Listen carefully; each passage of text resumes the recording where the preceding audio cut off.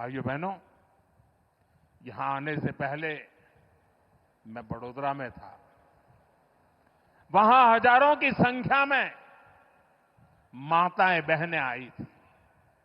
वे सभी बहनें देश का, हमारी सेनाओं का अभिनंदन करने वहां पहुंची थी। उन्होंने इस पावन कार्य का निमित्त मुझे बनाया। मैं इसके लिए हमारी मातृशक्ति को नमन करता हूं। यहां दाहोद में भी आप सभी ने, माताओं बहनों ने तिरंगा झंडा हाथ में लेकर के ऑपरेशन सिंदूर के लिए अपना ढेर सारा आशीर्वाद दिया है। दाहोद की ये धरती तप और त्याग की धरती है। कहते हैं कि यहीं दुधिमती नदी के तट पर महर्षि दधीची ने सृष्टि की रक्षा के लिए देह का त्याग किया था। ये वो धरती है जिसने क्रांतिवीर तात्या टोपे के संकट के समय सहायता की थी। मानगढ़ धाम यहां से ज्यादा दूर नहीं है। मानगढ़ धाम गोविंद गुरु की सैकड़ों आदिवासी सेनानियों के बलिदान का प्रतीक है। यानी ये क्षेत्र मां भारती की मानवता की रक्षा के लिए हमारे तप और त्याग को दर्शाता है। जब हम भारतीयों के संस्कार हैं तो सोचिए, जम्मू कश्मीर के पहलगाम में आतंकवादियों ने जो कुछ किया, क्या भारत चुप बैठ सकता है? क्या मोदी चुप बैठ सकता है?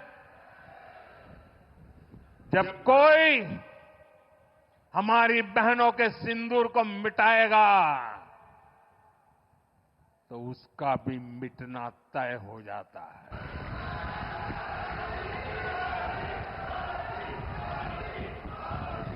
और इसलिए ऑपरेशन सिंदूर सिर्फ एक सैन्य कार्रवाई नहीं है।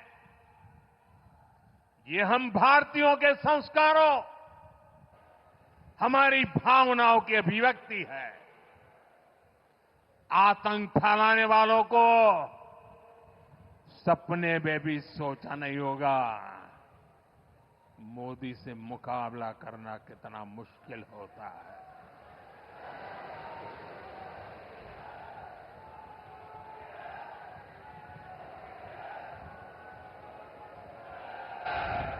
तिरंगा लहराते रहिए। तिरंगे की आन बान शान का जरा सोचिए, बाल बच्चों के सामने पिता को गोली मार दी।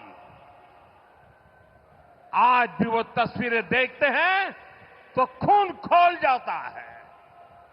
आतंकवादियों ने 140 करोड़ भारतीयों को चुनौती दी थी। इसलिए मोदी ने वही किया जिसके लिए देशवासियों ने, आपने मुझे प्रधान सेवक की जिम्मेदारी दी। मोदी ने अपनी तीनों सेनाओं को खुली छूट दी और हमारे शूरवीर ने वो कर दिखाया जो दुनिया ने पिछले कई दशकों से नहीं देखा था। हमने सीमा पार चल रहे आतंक के 9 सबसे बड़े आतंकी ठिकाने, उनको ढूंढ निकाला, अता पता पक्का कर लिया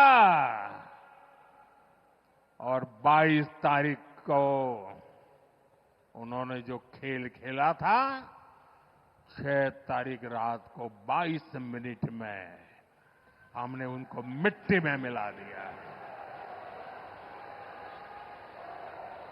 भारत की इस कार्रवाई से बौखलाकर जब पाकिस्तानी सेना ने दुस्साहस दिखाया तो हमारी सेनाओं ने पाकिस्तानी फौज को भी धूल चटा दी।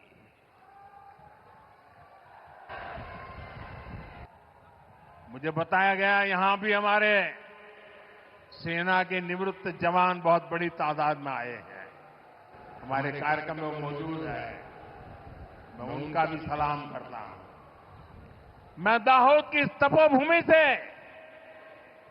एक बार फिर देश की सेना के शौर्य को नमन करता हूं। साथियों, बंटवारे के बाद जिस देश का जन्म हुआ उसका एकमात्र लक्ष्य भारत से दुश्मनी है, भारत से नफरत है, भारत का नुकसान करना है। लेकिन भारत का लक्ष्य अपने यहां गरीबी को दूर करना है, अपनी अर्थव्यवस्था को मजबूत करना है, खुद को विकसित बनाना है।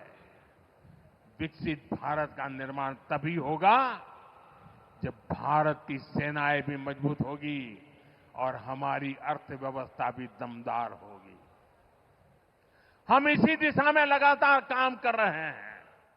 साथियों, दाहोद में बहुत सामर्थ्य है। आज का कार्यक्रम तो इसकी एक झलक भर है। मुझे आप सभी परिश्रमी साथियों पर पूरा भरोसा है, देशवासियों पर पूरा भरोसा है। आप इन नई सुविधाओं का भरपूर सदुपयोग करें और दाहोद को देश के सबसे विकसित जिलों में से एक बनाएं। इसी विश्वास के साथ एक बार फिर आप सभी को बहुत बहुत मैं बधाई देता हूं। ऑपरेशन सिंदूर के सम्मान में खड़े होकर के तिरंगा फहराइए, सबके सब खड़े होकर के तिरंगा फहराइए और मेरे साथ बोलिए, भारत माता की, भारत माता की, भारत माता की जय का नारा बंद नहीं होना चाहिए।